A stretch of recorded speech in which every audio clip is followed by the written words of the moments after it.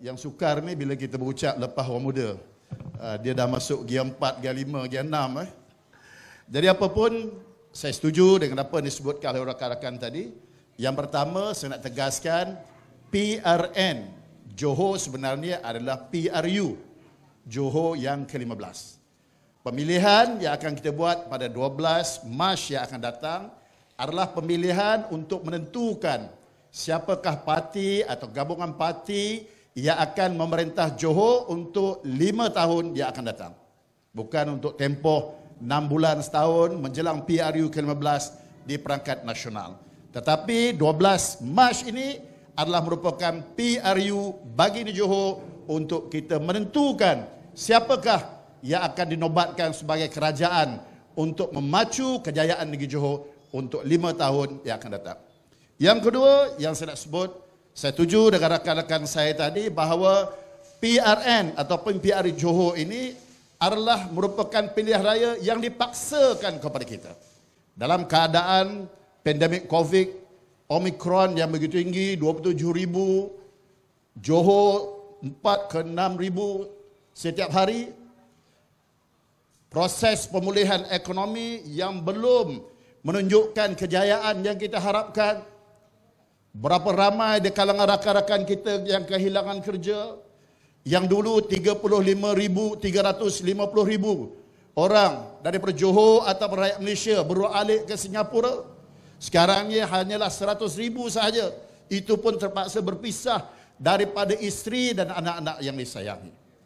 Baru-baru ini dalam sidang DUN bulan 11, Esko yang berkaitan menyatakan dalam tempoh 2020 dan 2021 sebanyak 1,000 majikan di negeri Johor terpaksa tutup kedai.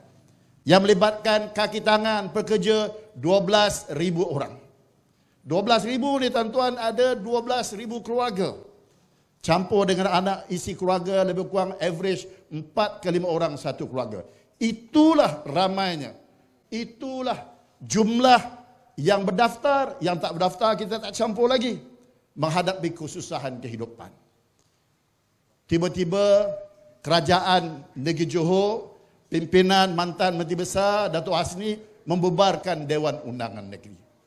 Wang menurut SPR yang dibelanja untuk PRU Johor adalah sebanyak 96 juta ringgit.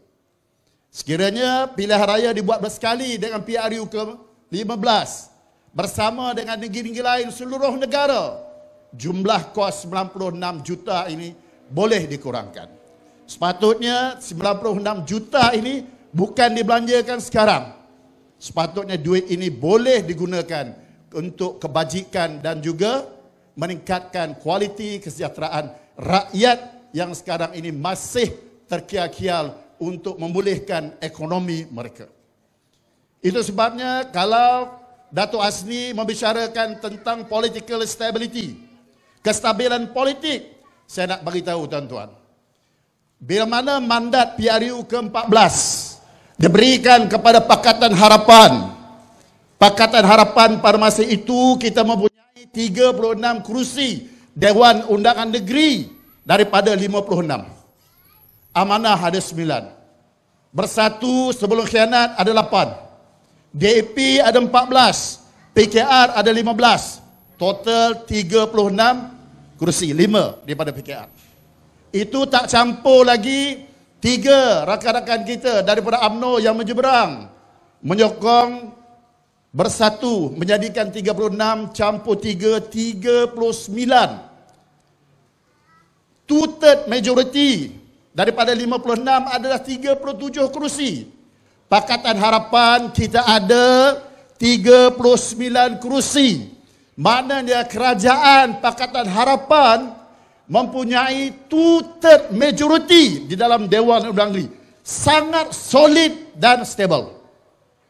Kalau Datuk Hasni membicarakan tentang political stability, dia sepatut calon ni tak boleh garang macam ni tuan-tuan. Orang lari. Saya retune balik . Kalau Datuk Hasni membicarakan tentang political stability, bila kerajaan Pakatan Harapan, tak boleh juga tuan-tuan. Pakatan Harapan dijatuhkan pada Mac 2020.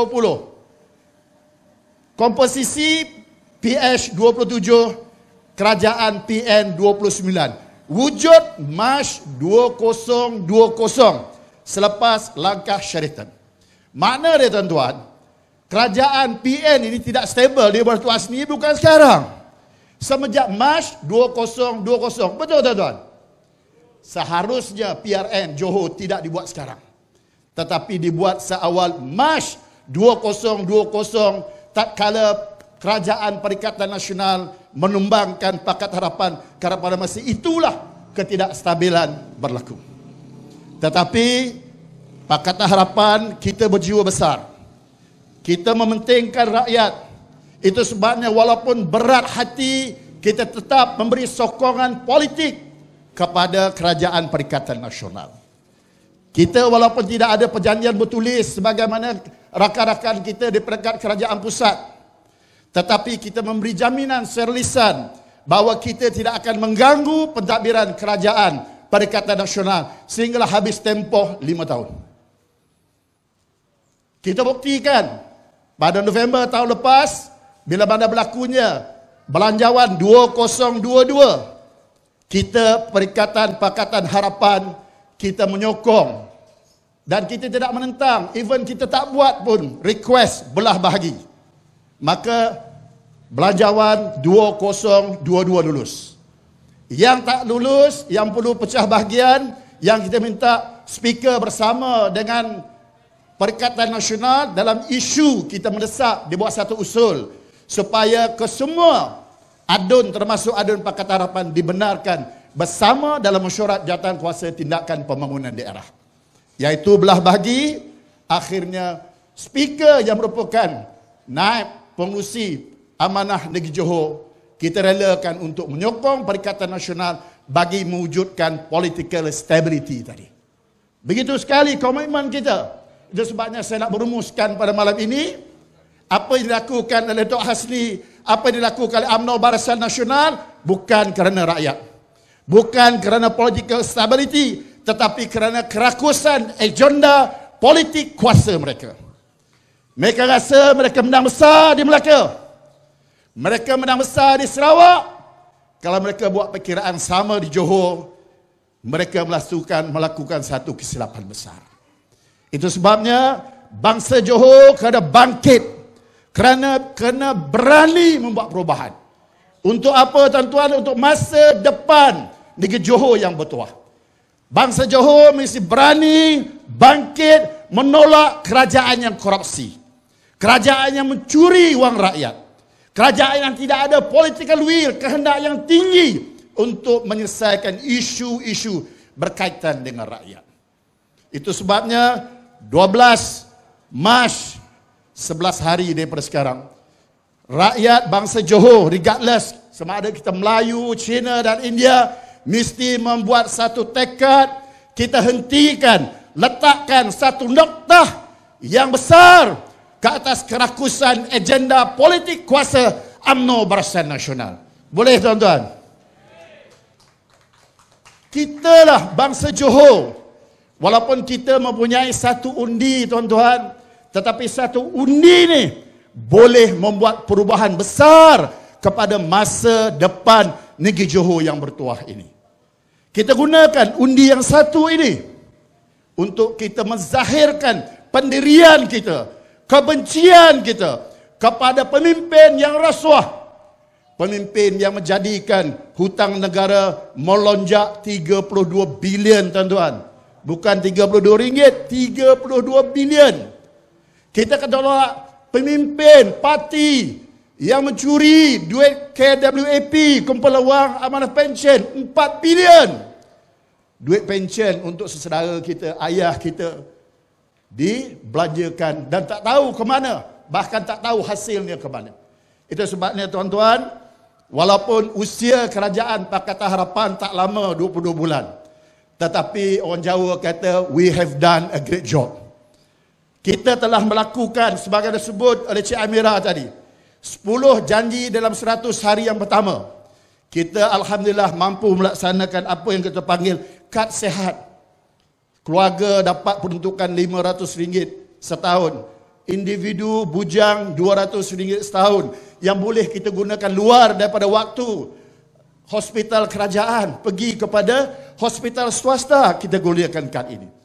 Kita adakan takaful warga emas 60 hingga 69 tahun. Bila berlaku kematian, waris dapat RM1,000 tunai. Sekurang-kurangnya dapat meringankan beban waris dalam menguruskan jenazah. Begitu juga dalam lesen penjaja kita hapuskan. Kerana kita tahu rakan-rakan kita penjaja berniaga 2-3 kawasan. Kadang-kadang melibatkan lebih daripada satu pihak berkuasa tempatan. Kita ringankan beban mereka. Kemudian kita ada insentif siswa harapan. Anak-anak kita yang lulus pengajian di peringkat ijazah pertama, kita berikan insentif tunai RM1,000. Diploma kita berikan RM500. Dan begitulah di antaranya kita menghapuskan kota menegak kerajaan dalam pengagihan rumah mampu biaya. Tuan-tuan, baru-baru ni mantan Menteri Besar Datuk Hasni buat ucapan semasa melancarkan jentera pilihan raya MIC. Apa dia kata? Tanpa segan silu, sekiranya Barisan Nasional diberikan mandat menjadi kerajaan, skim kota menegak kerajaan akan dilaksanakan kembali. Saya buat press statement, saya nyatakan ini tindakan ke belakang. Sebab kita menghapuskan. Sebelum mesyuarat MMK yang pertama, saya buat press statement confirm kita akan menghapuskan sistem kota menegak kerajaan di mana 20% daripada rumah mampu biaya yang siap diagihkan di kalangan parti-parti komponen Barisan Nasional. Siapa dia? UMNO. Siapa dia? MCA. Siapa dia? MIC. Terdedah kepada rasuah, terdedah kepada elemen penyalahgunaan kuasa.